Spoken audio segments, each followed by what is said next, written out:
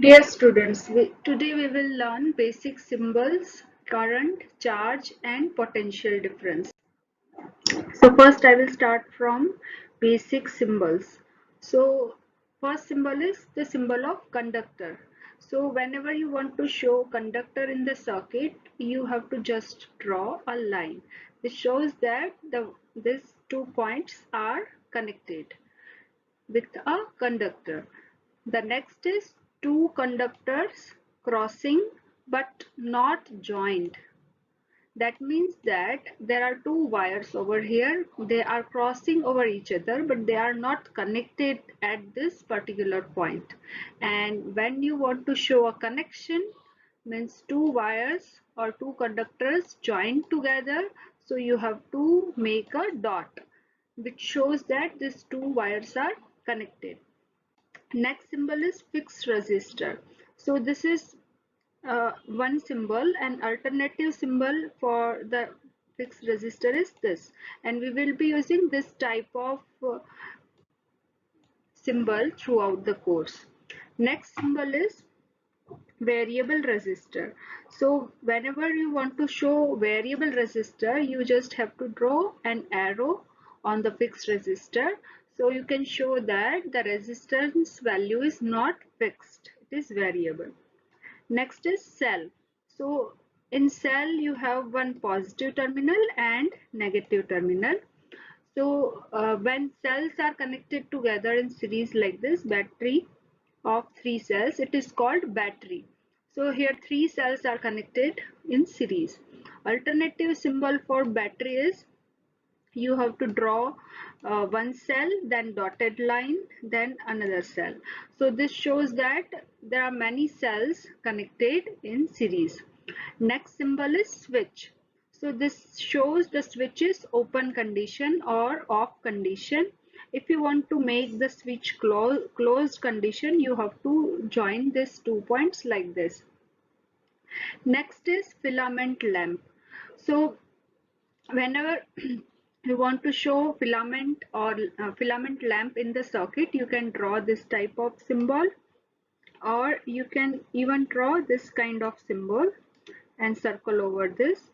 So this shows that there is a filament lamp in the circuit. Next symbol is fuse.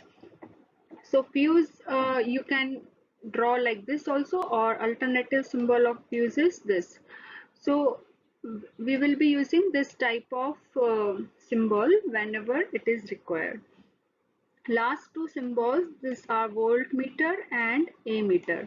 So voltmeter is connected in parallel with the circuit or in parallel with the terminals, and it is used to measure potential difference of the particular element, or you can say potential difference. It will give you voltage across the terminal. Next is ammeter. Ammeter is connected in series with the circuit, and it is used to measure current in the circuit.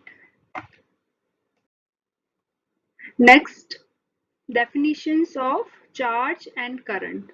So how can we define charge and current, and what is the relation between charge and current, that we will see. So unit of charge is coulomb, and you can represent it by capital C, where 1 coulomb is equal to 6.24 into 10 raised to power 18 electrons.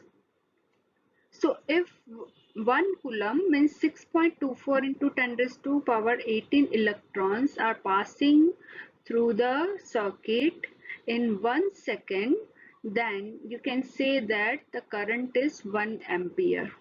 So from that you can find this relation, Q is equal to I into T, and unit of charge is coulomb, unit of current is ampere, and unit of time, that is second. So current is rate of movement of charge, you can say, or flow of electrons is called current. Now this is problem based on this equation. What current must flow if 0.24 coulombs is to be transferred in 15 milliseconds? So here first you have to convert all the units in standard form. So here this is in coulomb. So this is standard unit. But this is in millisecond, not in second. So milli means into 10 raised to power minus 3. So 15 into 10 raised to minus power 3, that will be time, and coulomb is 0.24. When you will solve this, you will get 16 ampere current. Problem number 2. If a current of 10 ampere flows for 4 minutes, find the quantity of electricity transferred. So quantity of electricity, that is measured in coulomb. So you have to find Q. Q is equal to I into T, where I is 10 and here it is in minutes. So you cannot write 4 just. You have to convert minutes into second. So you will get 240 second and then you will get charge, that is 2400 coulomb. Now this is an exercise. You have to do this yourself and write answer in the comment section.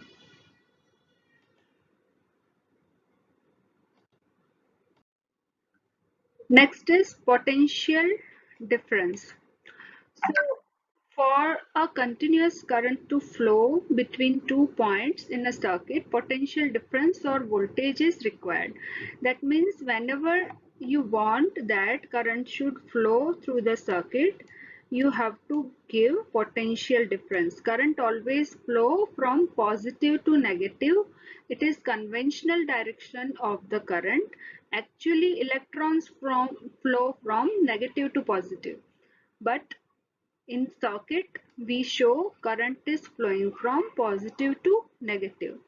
So if you will not apply potential difference, then current cannot be flown in the circuit. So here the current is flowing through the circuit and this filament. What is the symbol? Just we have learned this is a lamp. So lamp is connected. Now we want to measure voltage across the lamp. So we have to connect voltmeter in parallel. This voltmeter is connected in parallel with the filament, and you want to measure current passing through the filament. So you have to connect ammeter in series with the filament. So suppose you want to find resistance of the filament. What is the resistance of the filament? So you can use this equation. This is according to Ohm's law. R is equal to V by I, where V is potential difference across the filament and I is current passing through the filament. Next is Ohm's law. I have already discussed Ohm's law, just I am repeating here. That's why you can solve all the problems related to Ohm's law. Ohm's law states that the current I flowing in a circuit is directly proportional to the applied voltage V and inversely proportional to resistance, and provided the temperature should remain constant. Means if the physical conditions are constant, then I is proportional to V.